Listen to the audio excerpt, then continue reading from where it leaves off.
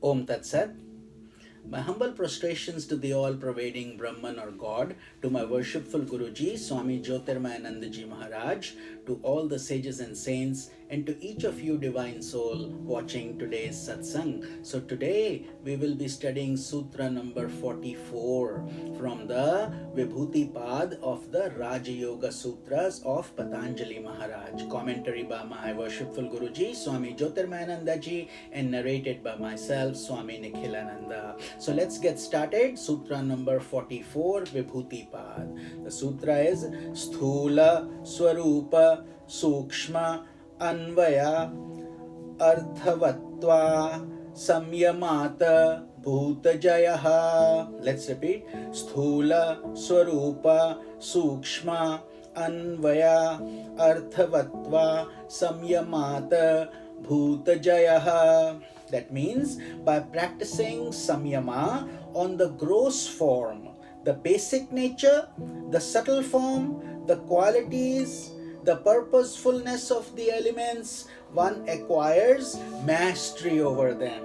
So this is a slightly longer sutra because it is getting into different components of the elements, etc. But we will cover them with patience, and hopefully we will grow and understand this sutra as well.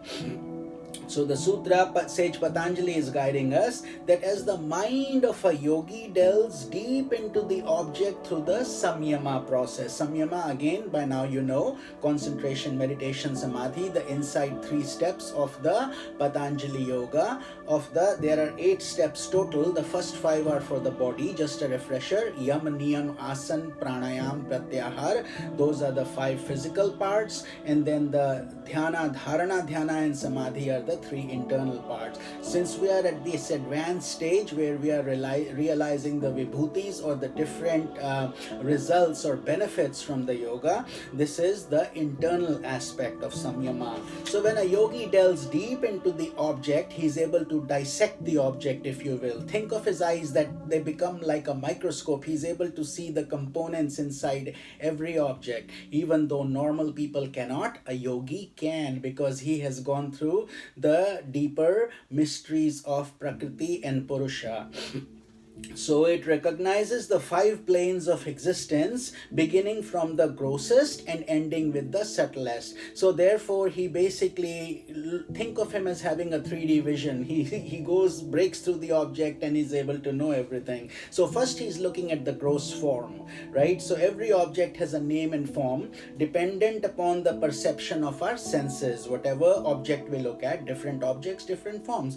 But wherever he's focusing, this gross form is only an appearance of a subtler reality. So what is the reality of that object, which is revealed as the meditation becomes more intense? So from the gross, now he is going into the deeper aspect, which is the basic nature itself of that object. The basic constituent of all the objects, as we know, are only 5. The 5 elements: earth, water, fire, air, and ether. So he kind of finds its physical composition. How is that object made? Each element gives rise to a manifest form. So, for example, the water will give perception to liquidity, fire will give perception to heat, earth to solidity, air to movement, and ether to spaciousness or expansion. So he is able to identify the object and then to its quality as well. Then he goes even deeper, the third aspect. It's called the subtle form. So further intensity of meditation. So as he continues the meditation deeper, it reveals the subtle forms of the elements, which are mental radiations responsible for the perception of the senses. This is even deeper. These are called the tanmatras. What is the purpose of that physical object that we are looking at? For example, the earth element will be characterized by the smell aspect, water by the taste aspect, fire that governs the sight, and air sustains the perceptions of touch, and ether is the basis of hearing or sound. So that's where the yogi now has not only looked at the object, he is also he's found out the essential composition, and then now the subtle form, and further he goes even deeper to the fourth aspect, which are the qualities. So the deeper meditation reveals that the objects are dominated by the functions of the three gunas. The three gunas by now you all know. And then the five elements are in reality merely expressions of these gunas or prakriti. The five elements we talked, earth, water, fire, air, ether, they are all controlled by these three gunas, which are sattva, rajas, tamas. Sattva is activity, sattva is purity or shuddhi, purification, rajas is activity, and tamas is inertia. By now we know how these things they works, but through these objects he is now finding out what is the essence of this object. Is it pure? Is it active? Is it full of inertia?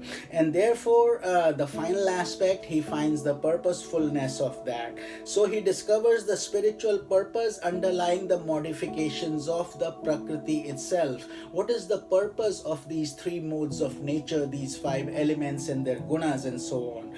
And so these continue to unravel itself through diverse modifications for the central purpose. What is the central purpose? Of enabling the individual to either experience bhoga, bhoga means pleasure and pain, through life, and thus to advance on the spiritual evolution leading to apavarga or liberation. So this is very deep. Let's understand this. Most people are going through the bhoga experience. Average people who are not following yoga, or even yogis initially, we all go through experiences of pleasure and pain. But a yogi, once he has done all this tapasya, this meditation, spiritual practice, he has reached to the point where he has decoded the secrets of the universe. Highly profound, deeply mystical, and lots of intense practice under a competent guru and the qualification of the sadhak, or the aspirant. Everything comes into play here for mystery, for nature to reveal its secrets. It doesn't reveal its secrets to people who are just fake, or people who want material name and fame or quickly want to get it. Nature doesn't work like that. It takes time for the forest to grow. It takes time for the soul to unfold. So this is what pretty much happens here. But once the yogi has reached that stage, now he can lead to nature releases him. In other words, the three gunas no longer hold him through the three knots of karma granthi, avidya granthi, and kama granthi. These are the three knots that are binding us, which is another subject. But basically what happens is that nature gives its full blessings and grace to such a yogi and releases him from the bondage of bhoga. And now his journey continues towards apavarga. Apavarga is towards liberation, mukti, nirvana, self-realization, God realization. That is the end goal of what we are trying to do. Like they say, man has been created to know his creator. We are not created to just eat, sleep, reproduce, have fun, and then die and go away. Otherwise, if we just did these things, then we would be equated to just any other animal. But in a human embodiment, you have the potential of uncovering your deeper mystical meanings inside your consciousness and then connect to God. So those of us that can do that, this is what sage Patanjali wants us to experience, the journey from bhoga and then no longer being interested in bhoga and moving towards apavarga. Therefore, by practicing samyama on the gross objects of the world, a yogi leads his mind towards the subtler planes of existence, and there he discovers the self as the underlying reality behind all names and forms. That is the self, the consciousness that is making me talk and making you listen. None of our senses would work without the self. So this enables him to acquire perfect mastery over all the elements of the universe. And then he becomes the master of the universe. Therefore, he is not affected by the world in any other way. And these powers that are acquired and experienced by yogis due to their mastery over these elements through their tapasya practice and through going deeper and connecting with these divine mystical principles, they are described. We will cover that in the following sutra, and we will cover that tomorrow. So this is Swami Nikhilananda. Om Tat Sat.